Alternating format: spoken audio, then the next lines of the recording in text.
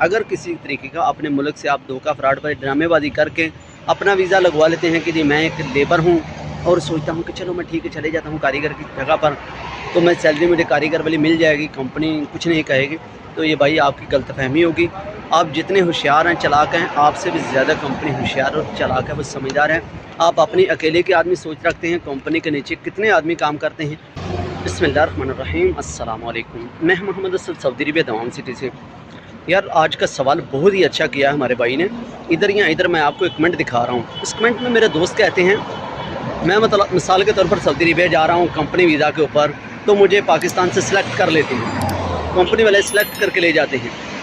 अगर आप धोखा दे रहे हैं कंपनी को, मतलब आप कह रहे हैं कि मैं एक कारीगर हूँ, तो आप किसी तरीके से सिलेक्ट हो जाते हैं कंपनी में आने के लिए सऊदी अरबिया में, तो भाईजान आप यहाँ पर पता चल जाता है 90 दिन के अंदर कंपनी को आप कारीगर नहीं हैं, आप कारीगर पर आए हुए हैं। अगर आपको बिल्कुल भी काम का नहीं पता तो आप लेबर में आ रहे हैं।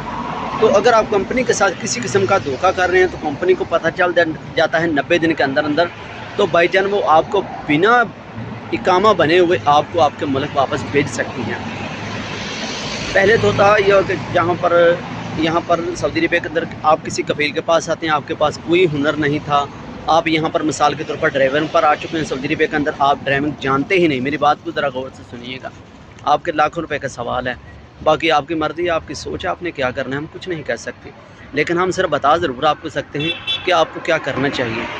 मिसाल के तौर पर आप एक ड्राइवर वीज़ा पर आ रहे हैं अपने कफील के पास, तो आपको ड्राइविंग आती नहीं।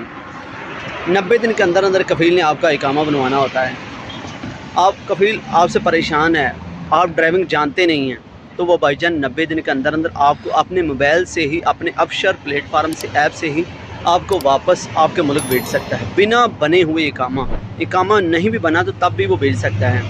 पहले तो ऐसा होता था कि ये ऐसा जवाज़ात सिस्टम में नहीं था कि आप अबशर से यानी कफील या कंपनी वापस आपको भेज नहीं सकती थी, तो अब जवाज़ात से जाना पड़ता था पहले।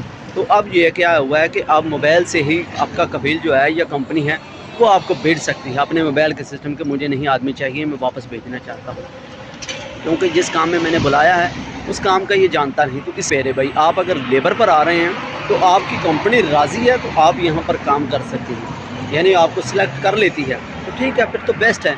तो अगर आप किसी किस्म का धोखा दे रहे हैं कि मैं कारीगर हूँ तो मैं चला जाऊँगा सऊदी अरबिया के अंदर तो मुझे कोई टेंशन नहीं, वापस भी नहीं भेजेगी, ऐसा कोई सिस्टम नहीं है जनाब। आपको 90 दिन के अंदर अगर वो आपका काम पसंद आ जाता है तो ओके, नहीं पसंद आता तो भाईजान आपको वापस आपके मुल्क भेज दिया जाएगा।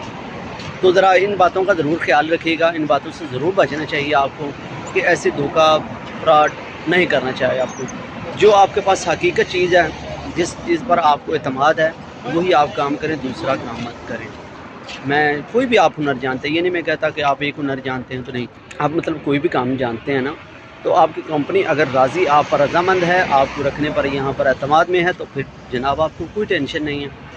मैं आपको जस्ट ये बताना चाहता हूँ, आप एक कारीगर हैं चाहे आप लेबर हैं, अगर किसी तरीके का अपने मुल्क से आप धोखा फ्रॉड पर ड्रामेबाजी करके अपना वीज़ा लगवा लेते हैं कि जी मैं एक लेबर हूँ और सोचता हूँ कि चलो मैं ठीक है चले जाता हूँ कारीगर की जगह पर, तो मैं सैलरी मुझे कारीगर वाली मिल जाएगी, कंपनी कुछ नहीं कहेगी, तो ये भाई आपकी गलतफहमी होगी।